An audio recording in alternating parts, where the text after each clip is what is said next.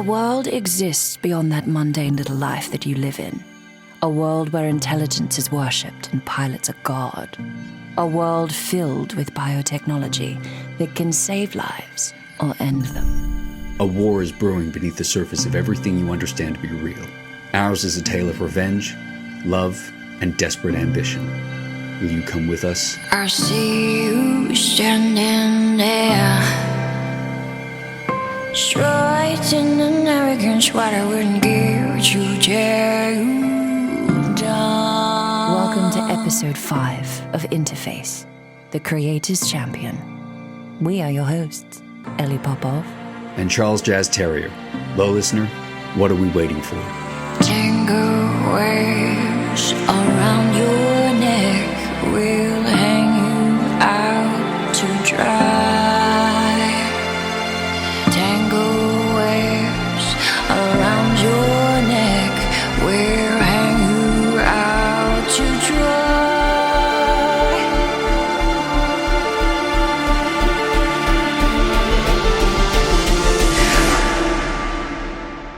Frey narrowed her eyes as she pushed against Wyatt's chest, guiding him firmly backwards out of the dressing room and into the corridor. She warned him with her gaze not to try anything funny, not to fuck anything up. Unfortunately, Wyatt didn't seem particularly fearful, more curious about what he was missing out on being an eyewitness to. Frey lowered the tone of her voice, almost matching Jasper's growl. "Stay here."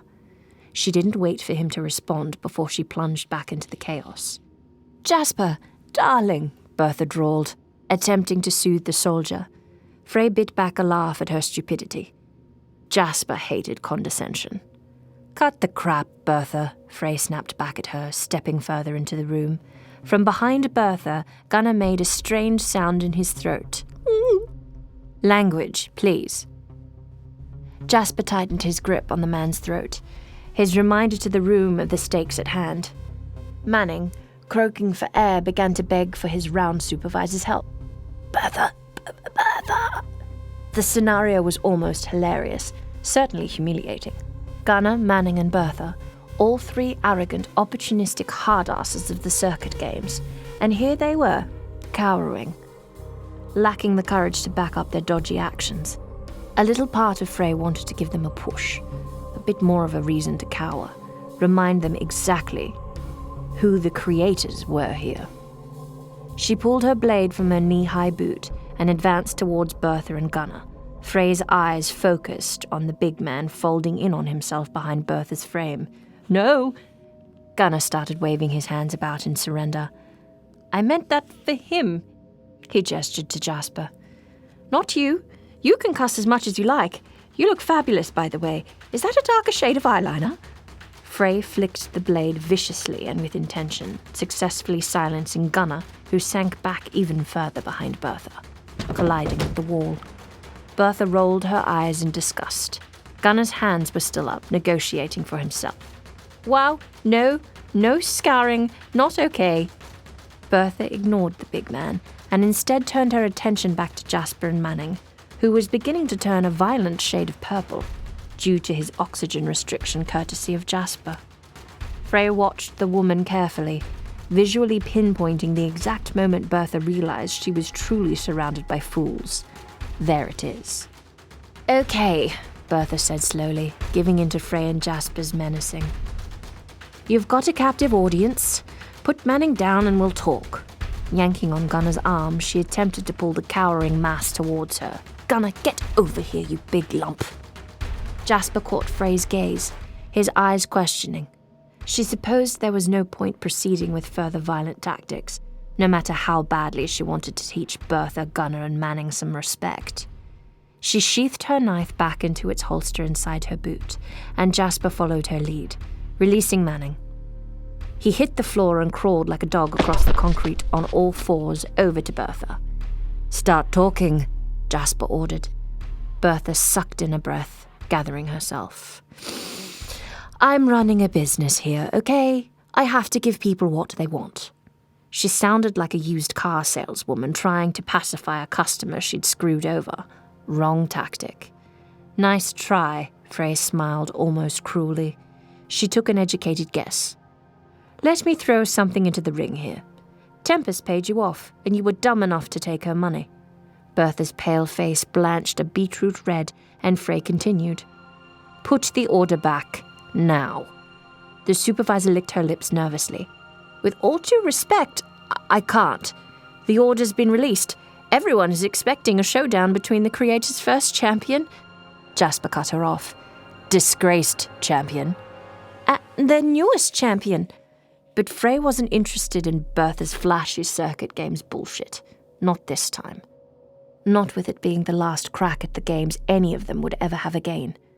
I don't give a shit what they're expecting. Change it back. She stalked threateningly towards Bertha, whose flunkies attempted another retreat. Bertha shot out a hand and grabbed Gunnar by the ear. Stop embarrassing me. She shoved Gunnar towards Frey, forcing him to bear the face of Frey's wrath. Gunnar spoke in subdued tone, desperate and pleading. Look, given how late you brought the kid into the lineup, we were under the impression he was dispensable. Jasper let out another one of his uncontrollable growls, loud enough to represent both of them. Frey remained silent as Manning danced into view, clinging on to the words of his co-host. Exactly. You give your prize pooch more grooming time before show day. Manning's words were met with an icy glare. Right? He questioned hopelessly. Frey was unimpressed with the host's justification. She let the silence rebuild the trickle of fear within the little team, satisfied when Manning moved back to shelter behind Bertha, emerging only to peep over her shoulder at Frey and Jasper. A moment passed. You thought wrong. Change it back. Jasper's voice was unquestionable, demanded. The aging lines of Bertha's face changed as she finally conceded defeat. Strangely brought a level of vulnerability into the hard-faced woman, and the softening of Bertha's skin made Frey wonder about the woman she probably once was, and the choices she'd made to end up here under the circuit's thumb. Bertha gestured to Manning, who was clued on enough to retrieve Bertha's own tablet from the nearby coffee table. The glittering mousy man handed the device on to her, and Bertha keyed in her access code. Her face flamed as the device let out a nasty beep. I'm locked out. Bertha sounded surprised, but Frey didn't fully believe her. This was a woman who'd had plan A, B, and C her entire life. Nice try. Frey called her bluff. Shaking her head, Bertha flushed continued to deepen and she ran the access code again. No, really, I'm locked out of the system. Manning and Gunnar crept a little closer, eyeing the surface of the tablet. Their own contorting expressions confirmed the situation. Shit. Frey snatched the tablet from Bertha's hands and pressed in a series of codes, attempting to override the security. After all, Frey and Jasper and their team had built and designed the circuit games from the ground up. There had to be some remnants of the original security protocols left floating about, despite the progression of the circuit in the hands of others. Frey punched in sequence after sequence to no avail. She turned her own shocked face to Jasper. She's not kidding. The system's completely blocked. At Jasper's grimace, Frey tried again, one last time. The tablet glitched in her hands and the screen turned black. The power from the device cut. Someone upstairs has locked the order. Jasper rubbed his face in exacerbation. Can you crack it? If we have 5 hours to spare. Jasper caught Frey's eye over her shoulder, who must have confirmed Frey's words as Jasper's face fell with real concern. His expression riddled with frustration and defeat as the truth of their situation hit him.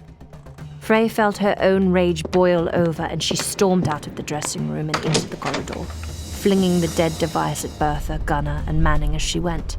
From behind her, Frey heard the tablet thunk against the flesh and shatter as it bounced to the floor and hit the concrete. Jasper, still inside the dressing room, threatened. If you pull anything like this again, I'll take one of her gadgets, shove it up your asses, and program it to liquefy. Clear? She heard Manning and Gunnar answer quickly with an obliging yet shaky, clear. A moment passed before the Round 1 supervisor spoke up, tentatively admitting her own clear to Jasper. If Frey hadn't already been so pissed off, she would have laughed at Bertha's audacity. The hide that woman had if she thought she could really face off against their authority. Frey wanted to rip Bertha's head off at the disrespect. Instead, out in the corridor, Frey turned to face Wyatt, whose expression blatantly mirrored his earlier fear in the placement round. He shifted his weight from one foot to the other, his ocean eyes darting between Frey, Fergus, and the newly emerged Jasper and Isaiah. The door to the dressing room slammed shut behind their exit, a small stand against any further intrusions. Wyatt waited for the echo of the slam in the corridor to die off before he dared to ask what they were all thinking. How screwed am I right now?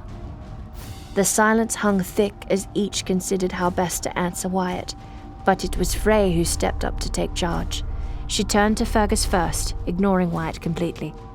Fergus, take Wyatt to the holding area and get him ready to be wired in. She switched her focus to Isaiah. Isaiah will be on Tempest duty. Isaiah placed a gentle hand on Wyatt's shoulder, a gesture softer than she'd ever seen from him before, and led their terrified pilot away. Fergus trailed anxiously behind them, leaving Frey and Jasper alone, probably expecting them to discuss battle tactics at Tempest's little declaration of war. Too bad that for one of the first times in her life, Frey felt almost completely at a loss. Jasper's face was a riot of emotions, and Frey shifted to his side, leaning her back up against the wall. She let out a long, frustrated exhale. Pull him out. We'll find another way. Jasper demanded the action as if it were even an option. He was dreaming. You know we can't do that. Jasper paced the corridor like a blooded animal before her as she eyed him warily. That bitch lives and breathes for the first round. Her data built the foundations of the prototype, for fuck's sakes. A pained, dangerous gaze met hers. She'll chew him up and spit him out. Frey shook her head. We don't have a choice. Jasper swerved towards the wall, fist raised and ready to swing. At the last second, he held himself back. Frey, he tried again, returning to an agitated pace. If we don't pull him, he's going to be annihilated before we can put him through. He's shown more promise than any of the other. Exactly, Frey cut in. He's scoring in the 9th percentile. He's our unicorn, Jasper, and he's our last shot. Frey stepped forward, rounding on him. Jasper halted mid-stride. You wanted to bet. This is the gamble. Jasper sucked in a breath through his nose. She knew he was pissed at her, maybe as much as he was pissed at Tempest. Knew that he wanted to tear Wyatt from the circuit and hold him hostage until he could demand a do-over from the higher powers. But she also knew that ultimately he would trust her. You better hope he wins, was all Jasper said as he stormed off ahead of her down the corridor. But the thought floating on top of Frey's mind was of Wyatt, and if he'd heard Bertha reveal exactly who Tempest was to them all. The holding cage was busy, lit with multicolored lights that flashed erratically enough to cause an epileptic seizure and smelled densely of cigarette smoke, and maybe something a little stronger than cigarettes. Wyatt sat in the far end of the long rectangular room beside Fergus, who checked and calibrated his pilot gear for the round ahead. The circuit truly was just like a circus. The patrons were insane and idolizing the costumes of each pilot and the pit captains. Faction members and groupies were over-the-top eccentric, and the circuit hosts took their embellished characters to the next level. All elements used to entice the patrons into this false fantasy, this joke of a world where people thought that anything could be possible. Sweat trickled down Wyatt's back as he watched the redhead across the other side of the room surrounded by her faction. She was beautiful, but hard. Similar to Frey in that way, but where Frey harbored a quiet confidence and assured inner steel, the redhead projected a charismatic arrogance laced with cruelty and disdain. No one had to tell Wyatt who she was, with her striking thunderbolt neck tattoo screaming conqueror and her flashing leather dress. Tempest was the phoenix of the circus, the empress amongst pilots, and he was sure she would take no prisoners. She looked like she didn't have a care in the world, and she was certainly paying him no attention. The Creator's champion? What a joke. Wyatt's eyes flashed up to Isaiah, who stood beside Fergus and himself, his stoic gaze also on the circuit queen, who was joking loudly and playing up to the delight she garnered from those around her. Isaiah looked at Wyatt, sensing the weight of his attention. A second passed, and Isaiah returned to Tempest, but the message in his expression was clear. Focus on yourself. Wyatt wanted to scream at Isaiah that he was demanding the impossible, that he could only fight or flee, that again he was that kid, trembling against the wall of the holding pit before Frey's kiss had emblazoned a courage inside of him that he'd never felt before. But Wyatt said none of this. Instead, he turned his attention to Fergus, who had the 2 metal gaming spheres out of their pit bag and his trusty computer tablet in his hand. Fergus activated the programming and watched as the spheres flashed a healthy green, nodding to himself in satisfaction. Next, Fergus placed the tablet carefully on the ground and raised a sphere in each hand to Wyatt, indicating with a tilt of his head for Wyatt to take his place on the spheres. As Wyatt did so, he felt that strange, painful tingling sensation a little stronger this time, like an orgasm that went too far in his hands and laced with needles that stabbed into his veins. Pleasure and pain. A green signal flashed on the tablet screen, confirming a clear connection as the sensation began to normalize. Fergus nodded again. All good. Wyatt removed his hands from the spheres. The laughter from Tempest's corner grew louder, drawing the attention of both Fergus and himself. Isaiah's face was still pointed towards her. The 3 watched as Tempest group fawned over her, the lucky ones amongst them, blessed to be holding her things: a jacket, a pair of gloves, her water bottle. Wyatt noticed Tempest even had her own monogrammed gaming spheres. Sensing eyes upon her, Tempest turned and smiled brilliantly at Fergus before blowing him a taunting kiss, her waist-length high ponytail swinging with the motion. Beside Wyatt, the man shuddered in response and tore his eyes away from Tempest, returning them instead to Wyatt's gaming spheres, shuffling them back into their pit bags. Wyatt eyed the exchange. She looks like a real picnic. Fergus continued his shuffling with the spheres. Yes, well, perhaps one overrun by fire ants. He caught Wyatt's look as he turned a broad, unexpected grin his way. Is there something wrong? Despite the intimidation seeping into his skeletal structure, Wyatt had enough room left in the deep pit of horror inside of him to be proud of Fergus. A small victory for them both, even if Fergus was unaware. You made a joke, Fergus. I suppose I did. Fergus brightened, pleased with himself. Fergus's gaze was drawn reluctantly back to Tempest, who noticed and snapped her teeth at him menacingly. Fergus visibly flinched, causing Tempest's companions to break out into hysterical laughter. She bumped fists with a tall man dressed in leathers, with curly black hair and a thunderbolt tattooed on his hand. The Creator's first champion.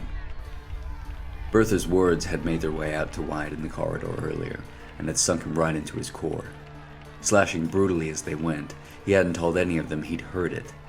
Truth be told, he hadn't even wanted to admit the words out loud. That would make them real. Tempest, so sure of herself was she, and so assertive was her easy smile, so cruel was her sharp edge. Where had this woman started? To have been the Creator's first champion. To have turned into a woman who was the epitome of every gaming geek's ideal of a sexy sci-fi cyberpunk fantasy.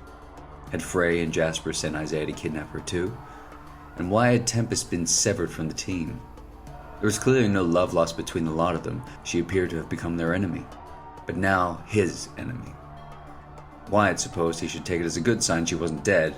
Perhaps it meant he wouldn't become dead either. But Wyatt wanted answers. You know her. Fergus's face looked weary. Sadly, yes. Frey found her and nurtured her abilities along with Jasper. They debuted her as our first champion. Her data helped build the foundations of the first circuit. His voice trailed off as Tempest and her inner circle moved towards the exit of the holding cage, probably making their way to the arena. Tempest tossed her now empty water bottle into Fergus's general direction as she passed by him. Disdain etched across the beauty's arrogant face. Wyatt was egged on by Tempest's viciousness. What was she so bitter about that she could torment someone as non-confrontational as Fergus? He probed for more information. What happened? Fergus considered his answer carefully. Ego. She forgot her place. After her victory, she became adamant that she deserved a stake in the programs that Frey had written. Wyatt sucked on his lip, wondering how closely Fergus was watching him. When she couldn't get her own way, she went rogue, destroying years of records, stats, and I believe Jasper's heart in the process. So Jasper actually has a heart and Tempest is basically the best there is? Great, I'm definitely screwed. Inside, Wyatt tried to suppress his suddenly bristling anger. He'd been kidnapped and thrust into a crazy tech circus with stakes higher than Frey and Jasper would admit to, and forced to go toe-to-toe with Jasper's ex-lover, who also happened to be trained by his trainers. Wyatt wasn't screwed, he was well and truly fucked. Fergus eyed Wyatt, his hesitation clear as that blue tonic Wyatt had downed earlier. After a few seconds, he caved. Perhaps the silver lining of my tumultuous time spent with your opponent might provide some insight into her gaming style. Give you an edge? A fraction of Wyatt's pissy anxiousness dissipated. I'll take whatever help I can get. Fergus leaned into Wyatt and began speaking in a hushed voice. Tempest stalked into the corridor linked to the holding cage, raising an eyebrow at the graffiti-covered walls. The usual competing pilots of the circuit games from years past were painted onto the barren grey concrete scape, herself included, easily spotted amongst the others because of her flowing red hair. She briefly studied the outfit allocated onto her graffitied self circa 2019. 2 years ago, with so much fishnet, perhaps not her finest choice, but certainly still a step up from who she used to be. Tempest blinked away the rearing head of an unwanted thought. No, Tempest wasn't going there. Not tonight, and never again if she could help it. A half pace behind her, Nyx and Zane flanked her right and left. God knew the two of them weren't perfect, her second and third, but they were loyal. That was all a woman like her could hope for, and though Tempest rarely showed them, if ever, she clutched their loyalty to her thrumming cold heart. Tempest bustled through a slew of patrons gathering excitedly for the round ahead, and clocked Jasper and Frey rounding the corridor corner through the bodies. Nyx followed her eyeline. He's missing you in the holding cage. Jasper and Frey turned their eyes collectively in Tempest's direction, at the sound of her mocking, and Tempest locked her gaze on Jasper as he and Frey neared her. He'll be missing his limbs by the time I get through with him. Tempest didn't flinch as Jasper moved to launch himself at her, swerving so close Tempest could smell the spice of his cologne, and that had always reminded her of a warm hearth, expensive French champagne, and that distinctively erotic masculine smell of a thriving man in the peak of life. You know, one of these days, Jasper growled at Tempest. She wondered if he could smell her too. Part of her wanted Jasper to lash out and lay his hands on her flesh. She dared him with her blatant stare. Caught in Tempest's gaze and fire in his own eyes, Jasper swerved towards her again. But before Jasper could make contact, Frey grabbed a hold of Jasper's arm and pulled him towards her. Tempest bristled in response to Frey's action. The sight of her hand on his arm, it drifted onto his back. "Come on, Jasper," Frey interjected, speaking in that authoritative, know-it-all tone Tempest hated. "You know better than trying to reason with a spoiled little girl." The creator quirked a smile at Tempest, who glared in response, wishing her thunderbolt insignia could somehow smite the woman before her, probably the only remaining bane of Tempest's existence. She sucked in a breath, swallowing all the words she wanted to say to the duo who had given her this life, riches and power, that had iced her heart to stone. "Still got that stick up your ass, I see," she threw at Frey before turning to Nyx and Zane, silent guards waiting for an attack order. Instead of urging them forward on her behalf, she just said, "Let's go." Tempest would settle this in the ring. She'd obliterate Frey and Wyatt's little champion pilot wannabe, and she'd show them exactly who was in charge. Storming into the holding cage with Frey hot on his heels, Jasper scanned the tittering pilots Fergus, Wyatt, and Isaiah, finding the other half of the team clumped together in the far corner. He crossed the room to them hastily, unable to wipe that last vision of Tempest from his mind's eye. Her utter look of determination. He knew that look, and Jasper's little outburst was just about to fuel her ever-burning fire. Fergus, who rose from a couch, still zipping up the last pip bag, misread Jasper. "Ready at our end," he said, trying to pacify Jasper with an update. But Jasper narrowed in on Wyatt, who looked back at him with wide eyes. "You don't hesitate. You hear me?" He half shouted, shaking a finger at his pilot. "You," Wyatt didn't miss a beat as he cut Jasper off, "engage from our left side, avoid using too many defensive maneuvers, and don't get cornered." Jasper was startled, both by Wyatt's relatively calm demeanor, all things considered, and his knowledge of the best hope he had in outmaneuvering Tempest. A glance at Frey, who shook her head quickly, led to both the creators turning to Fergus. Fergus shrugged in response to their silent question. Well, someone had to give him the rundown. As Jasper's attention flicked back to Wyatt, the kid actually put a hand on his shoulder. Wyatt looked up at Jasper and then around to Isaiah and Fergus before hovering on Frey. I've got this. Wyatt straightened up and took in a deep breath, his body holding strong.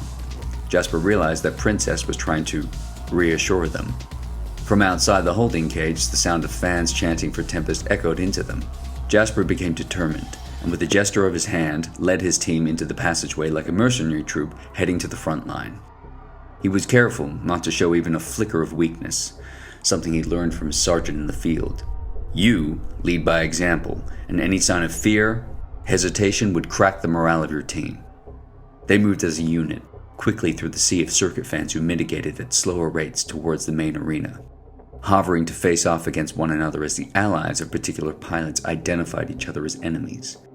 The placement round was all fun and games, but formal round one was where the crowd would truly pick sides, and tensions ensued.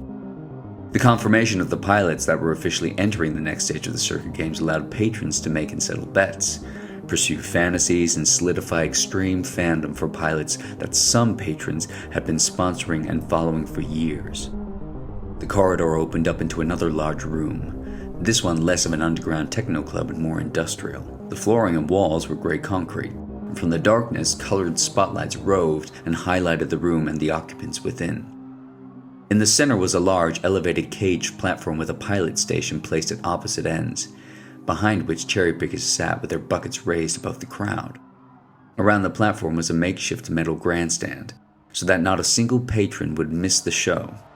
As with the placement round, a large digital screen was mounted up high for all to see, working as both a leaderboard and visual aid for the show. The leaderboard spun and flashed advertising Tempest versus Wyatt as the first set for round one. The whole effect was a loose replication of a professional mixed martial arts fighting setup. Jasper stepped into the room, making way for Frey, Fergus, Wyatt, and Isaiah to emerge from the mouth of the corridor. Wyatt paused before the ocean of expectation, taking in the sight, his expression both thoughtful and blank. Jasper looked across to Frey, quirking an eyebrow at the kid's reaction. She responded with a widening of her steel eyes, a reminder of perseverance, a reminder that they were all in too deep to back out now, and that the only way for them was to go forward. Reaching out to Wyatt, Frey placed a soft hand on his shoulder. Jasper could see him try to refrain from melting into it, struggling to keep his shoulder up and firm. Whatever was going on inside that kid's head, he was clearly trying to put on a show of solidarity and confidence for them. Jasper could respect that. After all, it was nothing less than what he'd done himself time and time again. Jasper just hoped that even a tiny percentage of Wyatt's bravado rang a little true. Frey nudged Wyatt forward. Jasper followed with an encouraging gesture of his own. Go get it, Princess. Fergus, whose own expression was almost clinical, nodded to Wyatt. Together the two started off at the arena, blending into the crowd until they reached the edge of the arena ring and stepped inside. Frey glanced at Jasper. Cross everything. A half step behind them, Isaiah crossed his fingers on both hands. Tempest stood at the cusp of the arena cage, shielded by Nyx and Zane, watching Wyatt stand on the opposite side of the caged arena with Fergus. Around her, patrons swarmed, roaring with cries demanding blood, anticipating the utter conquest of the creator's new champion. Or in some cases, she couldn't deny that those sour to her success were demanding her defeat. But she would prove herself again victorious, for the last ever competition of the circuit games. Tempest would solidify her name in the esports history, one round at a time. After all, this wasn't her first rodeo. In spite of all the bullshit in her past, Tempest had spent an eternity of her life bettering herself, proving herself, and she had only one disappointment. No matter how great Tempest grew, no matter how beautiful she became, or how much power or wealth she attained, no matter their undeniable chemistry and hedonistic passion, she was never enough to acquire Jasper's unconditional love and loyalty. She never became his number one. that had always been Frey. Tempest could see Bertha seated on the supervisor's platform at the outer edge of the crowd, Manning and Gunnar prowling within the arena ring. Frey, Jasper, Fergus and Isaiah were barely visible, weaving through bodies to Wyatt's side of the arena like little snakes in long shards of grass. The cries of the crowd around Tempest grew louder, demanding the commencement of the round. Manning pasted on a giant grin and faced towards the circuit fans, a showman through and through, and boomed through the microphone. God, you sound good tonight, my lovelies. Tempest knew Manning meant every word. The small man lived for the games, the bloodlust, the adoration of the crowd. She and Manning had that in common. And you look beautiful, joined Gunnar, just as enthusiastic as his co-host. He waggled a finger at those in the grandstand. Look at you, you sexy fiends. The co-host paused, allowing the patrons to love them back before playing up to each other.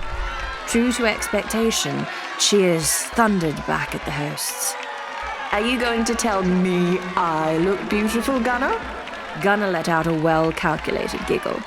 Only when you deserve it, darling. We'll try next round.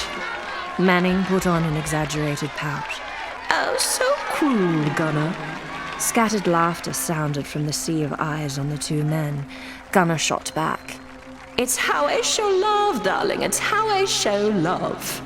Manning spun back to the crowd and opened a sweeping arm, a flamboyant gesture. Like the love we have for you, crazy bastards.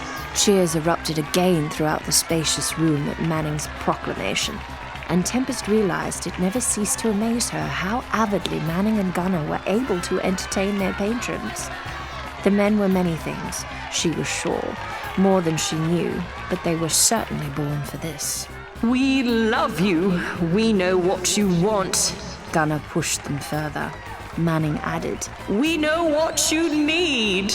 Louder and louder the crowd cried out, their anticipation teetering the edge of climax. Tempest straightened herself and took a breath. Her outfit sparkled with red light against the black of its leather pieces. She stretched the heels of her thigh-high platform boots. Beside her, Nix and Zane adjusted to her stance. Tempest! Gunnar and Manning called in unison, pushing the crowd into climax and beyond. Tempest shook her long hair out of her face and placed her hands on her hips, plunging forward towards the arena. Nix and Zane on her flanks. They pushed away fans who got in their way or too close. When her first booted foot hit the platform of the arena, a rush of exhilaration flashed through her, just like her lightning bolt. Tempest knew she'd been born for all this too. The circuit fans went wild around her, and Tempest took her time strutting to her pilot station. She knew without looking that Zane had stopped at her arena entrance, guarding her exit. Nix followed Tempest into the arena's confines, holding her patented gloves and gaming spheres. Tempest's sharp green eyes swept her surrounds. There they all were, the faces of her people, her family, her biggest fans. They had given her everything, and Tempest had taken it and used it to raise herself above all others. She had become their undefeated reigning queen. She settled herself before her station. Tempest made the mistake of looking across to Wyatt's side of the arena, straight ahead. Frey, Jasper, and Isaiah eyed her silently from the base of their cherry picker as Rob, one of Bertha's circuit workers, wrangled the bucket open for them to step inside. As the bucket went up, raising Tempest's first trainers into the air, the stares of Jasper and Frey made her seethe. A seed of doubt pricked within Tempest's gut, her eyes hovering on Jasper, who looked as aflame as her hair, before moving on to Frey, whose cool gaze was tainted with an unimpressed distaste. Tempest broke away from the creators and turned back to the crowd, drawing her strength from them. Nix's drills sounded beside her as her pit captain fastened Tempest's gaming spheres into their holders and tested their solidarity. When Nix was satisfied, she nodded to Tempest, who raised her slender hands and brought them down over the metal. fitting them into the sphere's grooves. Nyx had set the spheres up just above hip height, in perfect comfort to Tempest's competing needs. Tempest nodded her approval at her second. The pit captain turned to Manning and Gunnar, who had taken to posing in the ring's center as they waited. She opened her hands, palm up, signaling that her pilot was ready. Gunnar took the cue. Tempest, darling, he drawled sweetly, rounding on her.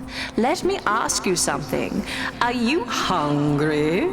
He played between Tempest and the crowd, widening his eyes as if she were the big bad wolf. Tempest played along, nodding and dragging her tongue seductively over the top of her lip for effect. Manning beamed, picking up the dialogue. Well, that's a good thing, because we have a tasty morsel for you. He waggled his fingers in Tempest's direction. Tempest avoided rolling her eyes, and instead looked out at the crowd, her gaze transforming to that of a warrior. High above the magnified voices of Gunnar and Manning, Frey scowled in contempt of the co-host's commentary and their clear favoritism of Tempest. Beside her, Jasper looked just as pissed off. Frey, Jasper, and Isaiah were nestled up in the bucket of the cherry picker, behind Wyatt, looking down upon the arena. A station that had its pros, but certainly had its cons. The biggest con being that the bucket took Frey out of throttling range of Manning and Gunnar, leaving the eccentric, annoying co-hosts to run rampant in the arena ring below. Clearly it had been some time since anyone had taught the two some manners. The confrontation between Bertha, Manning, Gunnar, and Frey's own team earlier in the dressing room was proving less impactful than she'd hoped. Frey gripped the guardrail of the bucket tightly in frustration. The co-hosts had always been cheeky, and were usually given the room to entice the crowd as they saw fit. To a degree, left to run a little naughty. But the respect had always been there. There had always been creative fearing. Something that seems to have squandered over the years. It infuriated Frey that those rodents of men would parade Tempest out before them in this way, especially up against Frey and Jasper's champion, when everyone knew the history between the circuit's first champion and the creators. A light from Frey's glove-wrapped hand on the bucket rail glowed red for a moment as Frey's tension increased. Isaiah moved quickly, plucking a metal spike from the shoulder of her leather jacket. He rolled the spike between his fingers before flicking it into the center of the ring with speedy precision. A harsh thud sounded through Manning's microphone, interrupting his raucous giggling along with the crowd. He yelped loudly and looked around for the cause of the pain, eventually drawing his eyes up towards the creator's bucket. Isaiah, capturing Manning's gaze, waggled his finger out at Manning in an exact replication of Manning's own gesture to Tempest just moments before. Manning's eyes widened, fear-struck, much to Frey's delight. The man staggered for a second, before rubbing his head and replanting his smile, turning his attention back to the audience. Gunnar caught the exchange. He hurried into Wyatt's announcement. Introducing the main course. Frey bit her lip in an effort not to take her entire jacket off and fling it at Gunnar, who smiled up at her in the arena below. Wyatt and Fergus entered the ring with a mixed chorus of cheers and boos. Frey watched Wyatt's expression harden as he tried to block out the sounds beside him. Fergus looked more anxious than ever. The duo made their way over to the empty pilot station. Slipping the pit bag from his shoulder, Fergus opened it, removing the drill and spheres. He screwed the spheres into place with swift expertise and gestured silently for Wyatt to step forward and test the setup.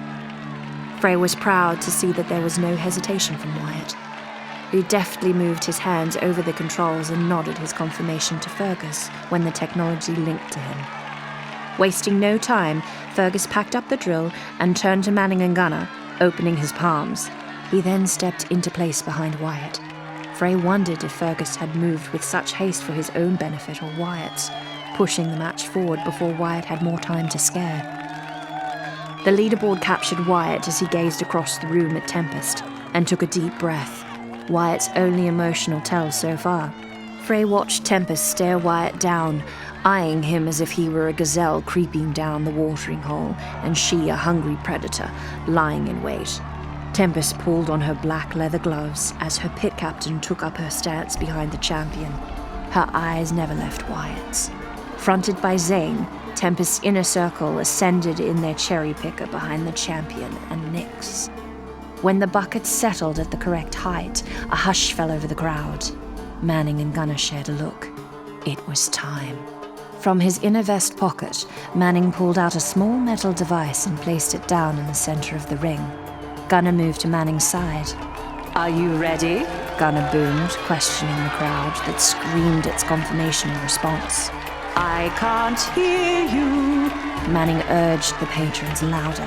The two men circled the arena like sharks, their arms up, pushing the volume of the fans and voices higher and higher. Their faces glistened in various captures on the leaderboard. Gunnar repeated the question again.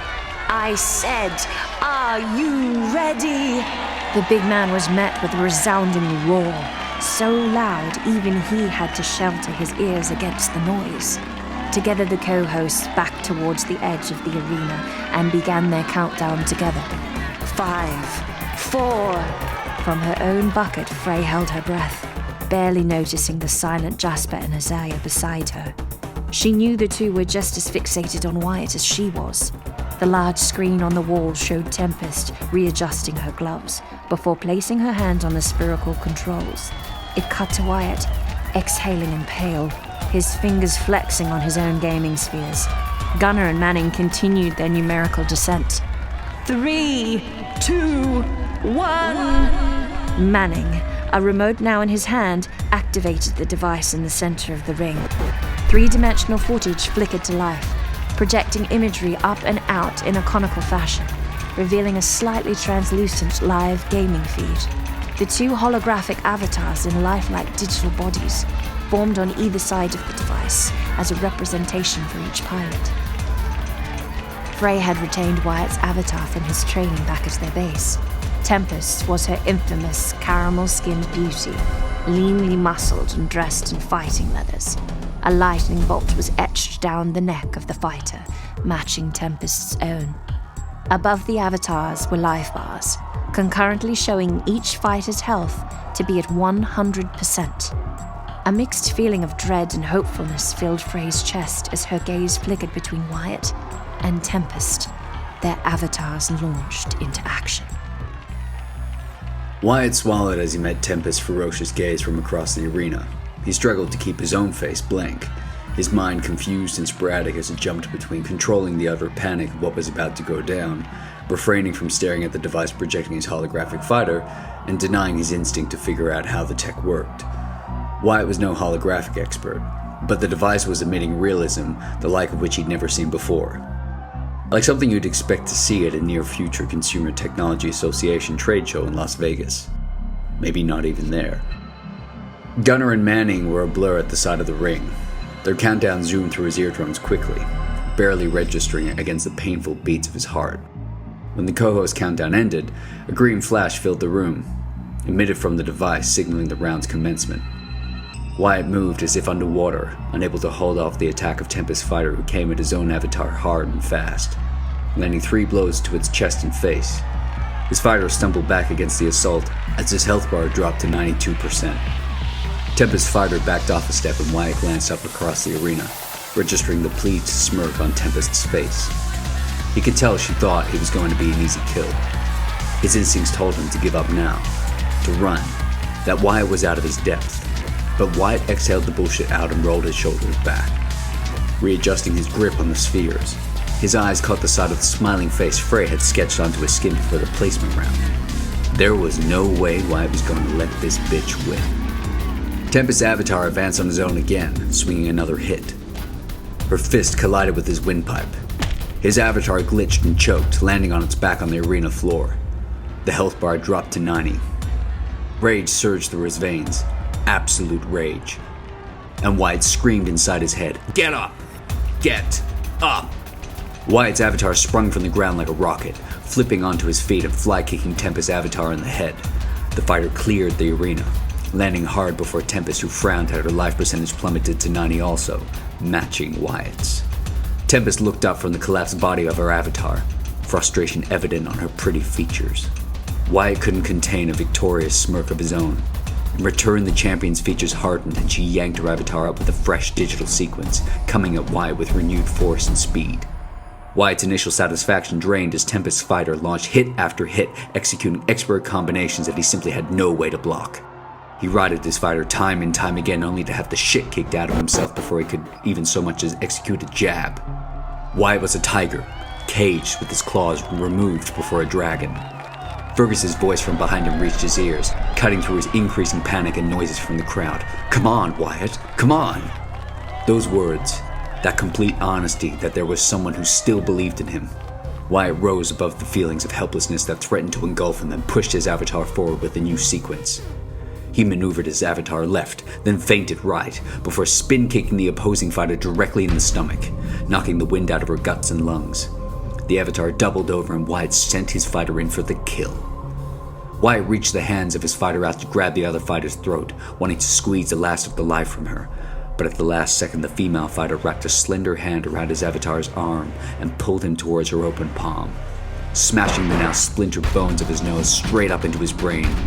The fighter then twisted around like a contortionist and flipped to Wyatt's fighter onto his back before stomping once, then twice, and onto the avatar's skull. The last of Wyatt's life bar drained to zero. His avatar laid lifeless on the arena floor. Around him, the crowd exploded in cheers for Tempest's victory, and Wyatt watched horrified when Tempest didn't even wait for Gunnar and Manning to call the match. Placing herself between her victorious avatar and Wyatt's own lifeless fighter, still spread out at awkward, stomach-churning angles. The still, reigning champion beamed out to the screaming fans, basking in the accolade of their gift of glory. The champion was flushed and glowing, a pretty fire-headed demon who had obliterated him from the competition, and along with his defeat, all hope of access to his mother's files, or becoming someone worth something. Wyatt felt Fergus's presence move near to him. Though Wyatt himself was frozen at his pilot station, his hands still fixed to the spherical controls. He couldn't bear the look he would see in Fergus's eye if he turned his head. Couldn't bear the thoughts that he knew would be racing through Frey, Jasper, and Isaiah's minds as they descended from the cherry picker behind him. To Wyatt's further horror, Tempest pulled herself from the drawer of the crowd and turned in his direction. She strutted towards him, pausing before his pilot station. The champion leveled her eyeline to Wyatt's, wanting to drive home a message. "Little boys aren't welcome here," she said, her voice sleek and hard. "Go home to your PlayStation." Tempest spun on her heel and rejoined the co-host who attempted to wrap her in a glory hug. She shoved them away and continued waving to the crowd, blowing kisses out to the ones that screamed for her victory the loudest. Jasper took in the aftermath of Wyatt's lost blow as Tempest supporters went wild, whilst their own die-hard fans looked up at the creator's bucket with a mixture of disappointment and empathy. The last circuit games would not be won by a creator's champion. Not only was that anticlimactic, but it was also disgustingly embarrassing. And the larger consequences of this loss, in the arena, Fergus strode slowly over to Wyatt, who could barely look at the man. Instead, he tilted his blonde head up towards the bucket with glassy, woeful eyes. As her bucket descended, Jasper shot a glare over to Frey. "We're screwed." Frey looked back at him blankly, a mask covering a turmoil mix of frustration, anger, and disappointment. He knew. "We'll keep looking." Jasper wanted to laugh and hit something. She said it as if it would be that simple, as if they could find a new pilot so easily, slip him up into a second round he or she hadn't earned, and think that this was all going to play out the way they needed it to. Jasper felt his temper rise. "We'll keep looking? Sure, yeah, that will fly. I mean, the timeline is ideal, isn't it?" Jasper dared her with his eyes to deny his outburst, but instead Frey just narrowed her own. Her voice became soft and controlled. "If you have a better idea, feel free to voice it." Damn her. Damn her to hell. That she could be so calm when she knew what the stakes were. Jasper pushed further. "We're out of time, Frey." She considered him a moment before answering. "Walking away is not an option. You know that." Jasper did know that. He knew that all too well. An unexpected hand landed on Jasper's shoulder and he fought the instinct to fling it off. It met the warm, brown eyes of Isaiah, who spoke to them, his voice earthy and deep. "Nothing is impossible." Together, Jasper and Frey's eyes widened, surprised at Isaiah's interjection, and a little shocked at his choice of words. Despite his boiling temper, Jasper felt the edge of his anger mildly dissipate. like something had let a little of the rage leak out through a small hole. To Isaiah, he shot back. "What are you, going around reading Mormon bumper stickers now?" Frey let out a small sound of annoyance. "We'll find another candidate." Jasper was beginning to feel like he was smashing his head into a brick wall repeatedly. "It's not going to," Frey finally snapped, practically shouting at him. "We will find another candidate." Jasper's first instinct was to retaliate louder and harsher. After everything they'd been through, the fact that Frey still wouldn't hear him. But in that moment, the bucket of the cherry picker hit the ground. Jasper didn't wait for Rob to unlock the barrier door for them.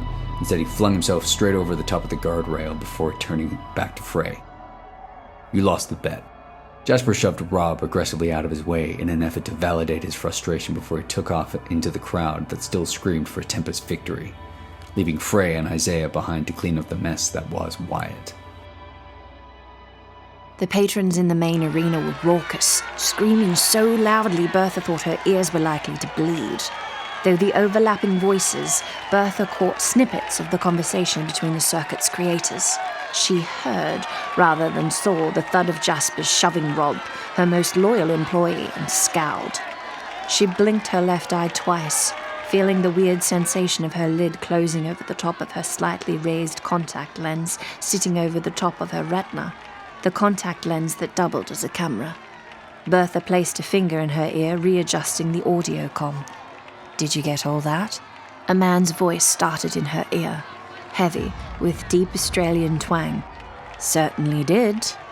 Lucien was a demanding and downright imposing thorn in her side, a man of high ranking, high enough to completely fuck with her life if he wanted to. But Bertha wasn't going to give him that opportunity. No. If he wanted to sit holed up in an office somewhere spying through Bertha's lens camera and audio piece, well, she was going to give that man exactly what he wanted, because she knew what was good for her. And really, there was no alternative, unless she was prepared to be exiled right back to where she came from. Across the arena ring, Tempest's pit team had already cleared her pilot equipment off the floor. The roar of the crowd had quieted down to a loud buzz, the patrons somewhat tamely waiting for the next match to begin, their next adrenaline rush. Wyatt was still frozen near his pilot station, actively avoiding looking out at the patrons that still shouted insults at him every few seconds. There was a small awareness, sure, but most of Wyatt had sunk to a blankness brought on by the humiliation and disbelief that he couldn't shake. Like his body knew to put his mind into a little box to keep it safe from the torrent emotions at his failure. With his back turned to Wyatt, Fergus was disassembling the last of the pilot gear. Neither man spoke to the other as the seconds ticked by. With a dead voice, Wyatt finally asked, "So, what happens now?" Fergus hesitated a moment before turning to him. Wyatt could see his discomfort at the question as his angular features contorted into a variation of its sympathetic smile and a grimace. Now he packed down. "Excuse me." Fergus returned to his task, and Wyatt's stomach plummeted when Fergus started up the drill, its shrill sound cutting off the possibility of any further conversation. Wyatt spun on his heel and found himself face to face with Isaiah. The giant seemed to have appeared out of thin air. Glancing around the man, Wyatt could see no sign of Frey or Jasper. "Where are—" Wyatt began to ask Isaiah, his voice filled with trepidation. The question trailed off. Wyatt was unsure if he really wanted to know the answer. Had the two been so quick to abandon him? And if not, what would happen now? Would they really just let him go? Or would they try to... But Isaiah cut his thoughts off with his usual unblinking stare and monotone voice. "They will return." Hunter, the Viking pilot, crossed Wyatt's line of vision, with his pit captain, a petite woman with a severe expression on her face who looked to be in her 40s. Russ, Wyatt thought he remembered from his observations from the earlier placement round. If Wyatt had won, if he had got to stay, he would have made a point of asking about Hunter's choice in team members. But Wyatt would never get the opportunity to learn. To be able to knock the chip off the pilot's shoulder who had looked at Frey like she was a meal he was desperate to devour. Hunter and Russ headed directly for Wyatt's pilot station, and hovered impatiently as Fergus put away the last of the gear into the pit bags and retreated with Wyatt and Isaiah. Hunter sneered in Wyatt's direction before claiming the skeleton of Wyatt's station. Isaiah led the way to the exit of the ring and plunged into the crowd. Fergus followed Isaiah without hesitation, and Wyatt, knowing he really had no better option, numbly trailed behind them. Tango webs around your neck will hang you out to dry in Hollywood. You have been listening to episode 5 of Interface, the Creator's Champion. This series is a Red Empire production and a Sound Vision Gold Coast original production, and has been written by Amy Casey, Ellie Popov, and Simon Kennedy. This series is produced by Amy Casey and Roberto Mellini. Executive produced by myself, Charles Jazz Terrier, Ellie Popov, Steve Chickerell, Wade Boys, and Sherry Hamrick-Rowell. It is co-produced by Alex Contis and Tom Cramsie. Editing, sound design, and music is done by Roberto Mellini and Tom Cramsie. Our production partners are the scandalous, but always effervescent Organic Media Group, and that theme song you keep hearing belongs to my co-host, Ellie Popov. As you return to your mundane little lives, listeners, my advice to you all is to keep track of our next episode drop. Future information about the series can be found at www.redempireproductions.com. And don't forget to follow and subscribe to us via whatever streaming platform you're listening to us on. Join us again. Live beyond your understanding. Mark my words, I'll find the light.